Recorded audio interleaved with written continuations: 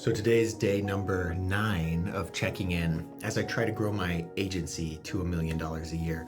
This channel started out as Future Millionaire about me, and now it's really about me trying to grow my agency.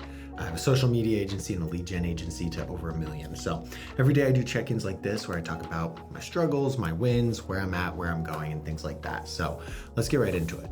So the big focus for today has just been hiring.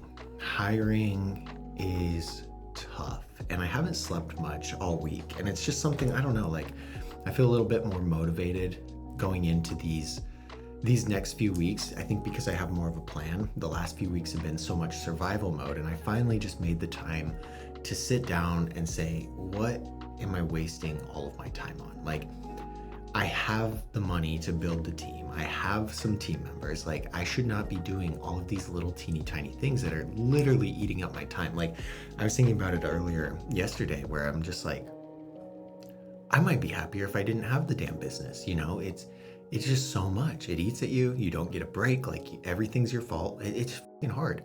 And so I had to sit down, build out the full org chart. Like I talked about that a couple days ago, and then figure out who's doing what and what's my role, right? And so that's the main focus for today, is getting those things in place. And what I put together, I mean, I show you guys everything, no secrets, so you can steal my ideas, but I'll crush you. So this is the playbook. So I had an old playbook, and actually I can pull that up too. Oh, hello. So this is the old playbook, and it just had random sections with a bunch of random like links to things, and this is where I can keep track. I can share it with the team, everything like that. So it's got links to spreadsheets that I might need to use and just all this other stuff. So this is like our strategy for content, assistant stuff. I probably shouldn't show that. That's a lot of personal information. Anyway, all of this stuff is on this playbook, and I just had to create a new one that goes by role. And these roles at the bottom, let me see if I can, let me mess with it a little bit so you can see the whole,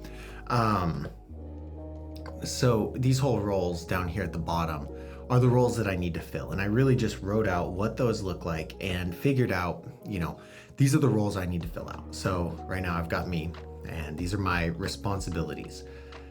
In a perfect world, I'm meeting with my key people. I think I have on this map, my ops manager, my assistant, my team lead. Like, then that's really it. Those are the roles that I want to meet with and make sure that everything's getting done for everybody else. Like, these are just the spots. And currently I have a great CSM.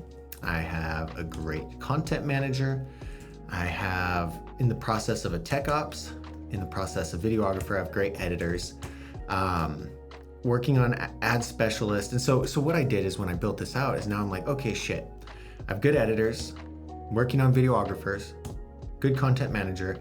I need an ad specialist. I need a tech ops person who can handle a lot of go high level, because that's what we try to build. Closer is going to be me for now. Appointment setter, this is like a long-term build out for the clients to help set appointments from the leads that we get. RSM, another long-term play where we work closely with the clients and their sales team to maximize revenue. I think that's like just a badass spot to be in.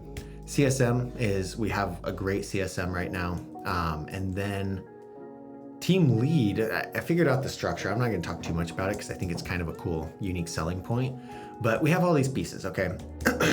And then I created this playbook so that we could put all of our links for everything that we need in here. And now this is going to be a lot more organized. But the thing that has really been eating up a lot of my time is doing all of these little things. And what sucks about hiring and building out a team and doing things like that is, when you don't have the person, you're doing all the work. And then you get the person and you're still doing all the work and training the person. So now you're spread extra thin for a few months until that person can really crush it. And that is like a hard part, especially when you're ramping up hiring. Last time I really ramped up hiring like this, I lost like everybody because I got pissed, I was overworked, I was stressed, and nobody was like meeting what I needed them to meet. I didn't have the patience to work with them on it, and I pretty much just blew up. Like, that happened about a year, it was October, I think, last year. No, it was like December last year. And it's like, yeah, you know, I'm gonna hire these positions. I started building it out and making less money. So, you know, to me, my standards were a lot higher for what I was paying. And it just wasn't well thought out. And so I learned from that. So now going into this, I'm trying to do it a little more automated and thoughtful, because like I was just first person I talked to, I'm like, yeah, sounds good, bring them on, pull out all my fucking hair, get mad, and then blow up, and then piss off a bunch of people, lose a bunch of team members, and then I'm like, oh my God. So I'm trying to not do that this time, and I'm trying to work through it. We've got a few things going, but I mean,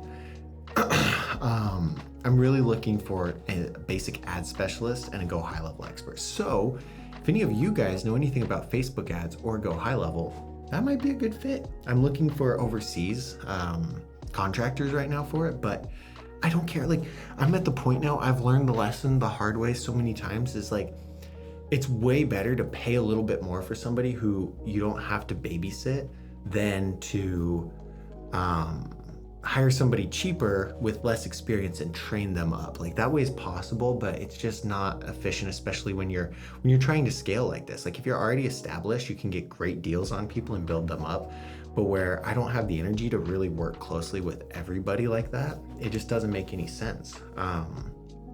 So that's what I'm trying to do. That's the real focus for today, day 9, pretty sure.